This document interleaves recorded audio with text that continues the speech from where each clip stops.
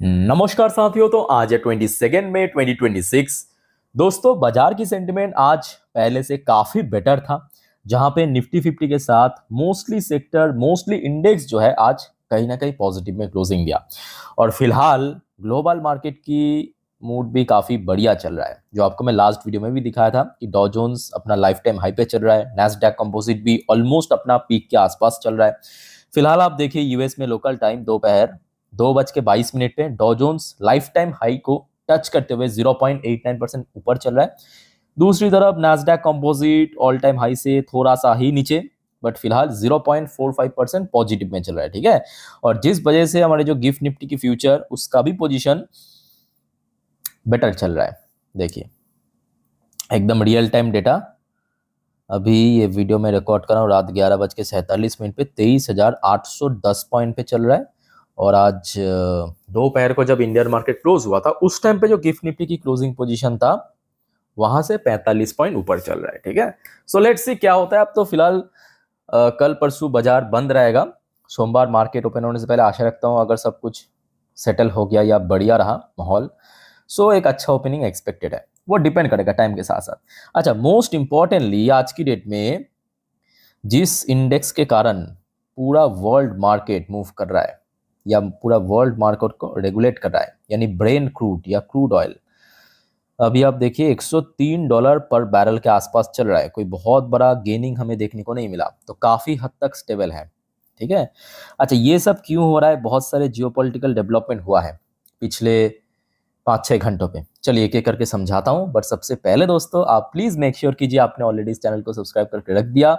नहीं किया तो देर किस बात की, फटाफट करके रख दीजिए दोस्तों।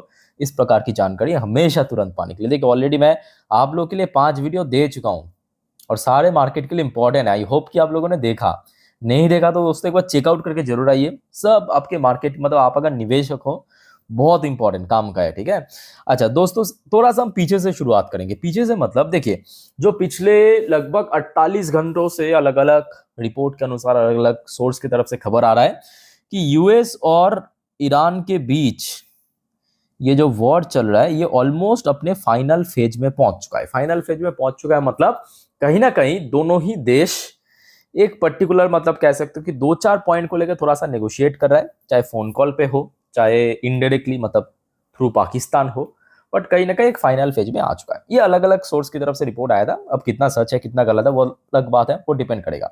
बट अभी दोस्तों जो खबर निकल के आ रहा है, पाकिस्तान की आर्मी चीफ आसिम मुनीर, अच्छा ये जो व्यक्ति है ना ये आर्मी चीफ तो है बट ये आर्मी वाला काम छोड़ के बाकी सब काम करता है। सीरियसली कर रहा हूँ, इसके बारे में थोड़ा आप स्टडी करना।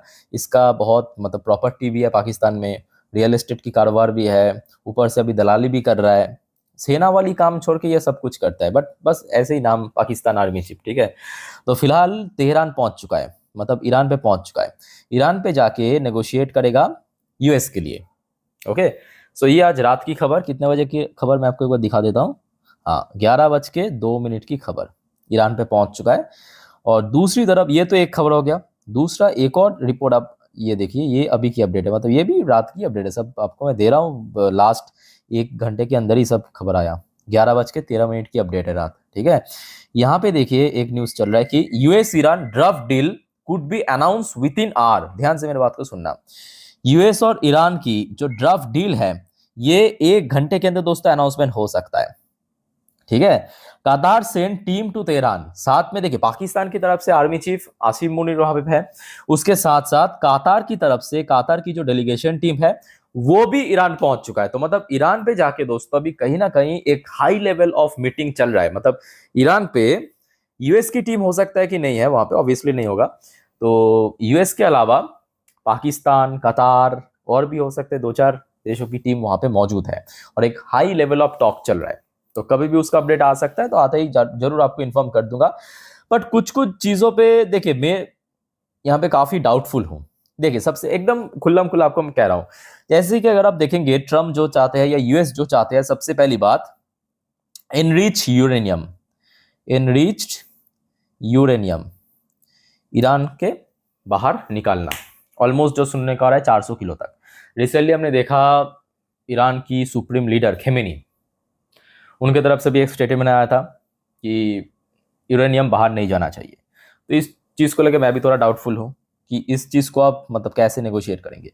दूसरा फैक्टर क्या है, एक तो आपका न्यूक्लियर ये हो गया, दूसरा फैक्टर क्या है कि ईरान बार बार कह रहा है कि जो अभी नुकसान हुआ है मतलब लास्ट कुछ महीनों की जंग पे, उसको भरपाई करना पड़ेगा, मतलब कंसेशन देना पड़ेगा यूएस को। यूएस ऐसा नहीं करेगा। और दूसरा फैक्टर दोस्तों आपको मैं ये भी समझाया था कि देखिए आज की डेट में यूएस एक बेटर प्लेस में है, याद रखना। यूएस और ईरान की वॉर पे यूएस क्यों बेटर प्लेस पे है, क्योंकि यूएस को यहाँ पे बेनिफिट मिल रहा है।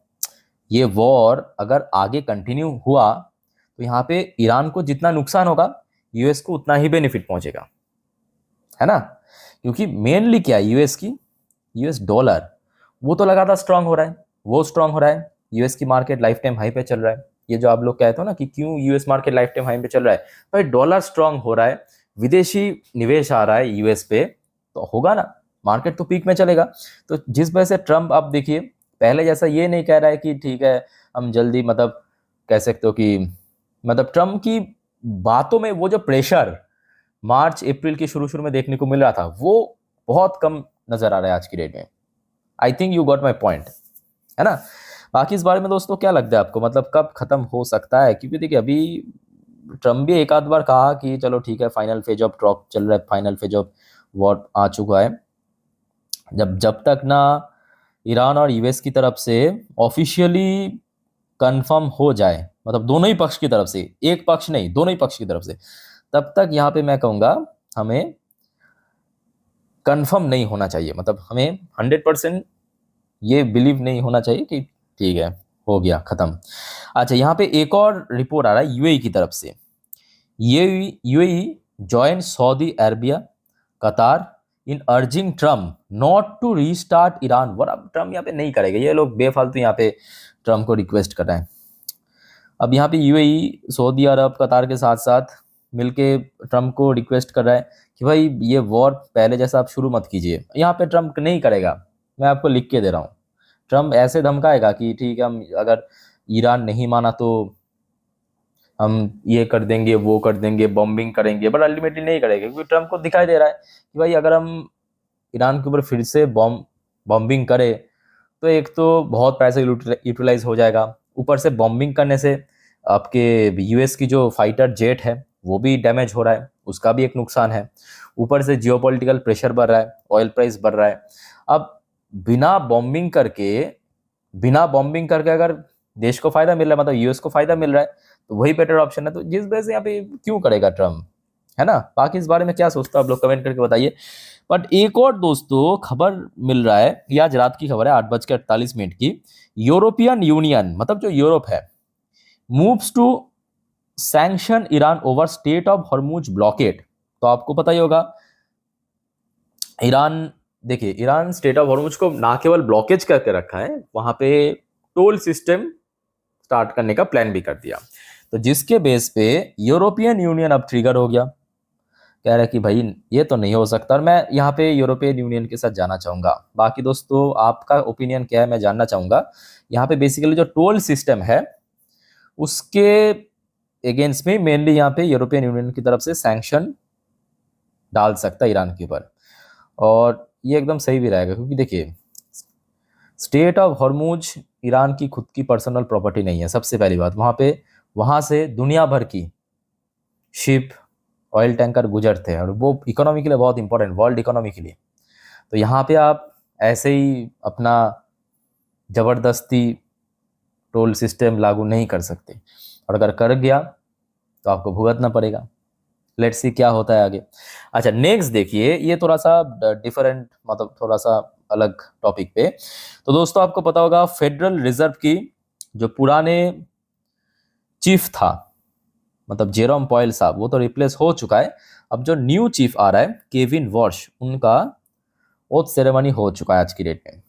मतलब अगले एफओएमसी मीटिंग से ये जो व्यक्ति आप देख सकते हो, ये डोनाल्ड ट्रंप की बगल पे, ये डिसीजन देगा। ये जो व्यक्ति है, प्रॉब्लम क्या है पता है, प्रॉब्लम यहाँ पे है, ये जो व्यक्ति है केविन वॉश, ये डोनाल्ड ट्रंप की चुना हुआ व्यक्ति है।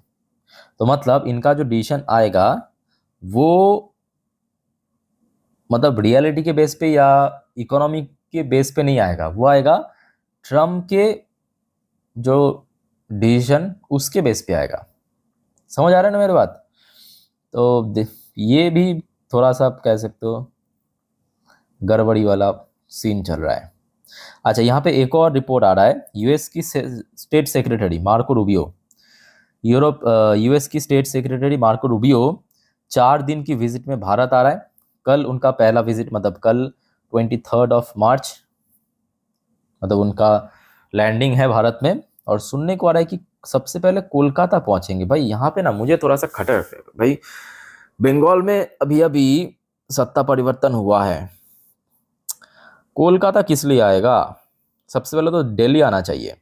हाँ, ये फैक्ट है कि उसके बाद मतलब यहाँ पे जो सुनने को मिल रहा है कि कोलकाता के बाद शायद आगरा जाएंगे, फिर जयपुर जाएंगे, फिर न्यू दिल्ली होके शायद वापस लौटेंगे। बट कोलकाता क्यों आएंगे? क्या लगता है आपको दोस्तों? कमेंट करके बताइए। बट यहाँ पे कोलकाता आने के पीछे एक छोटा सा रीज़न तो मेंशन किया, बट मैं बहुत ज़्यादा डाउटफुल हूँ यहाँ पे कि इसको लगे। क्योंकि देखिए, सबसे पहली बात, पश्चिम बंगाल पे सत्ता परिवर्तन के बाद ये फैक्ट है कि बहुत सारे देशों को चोट पहुंचा है।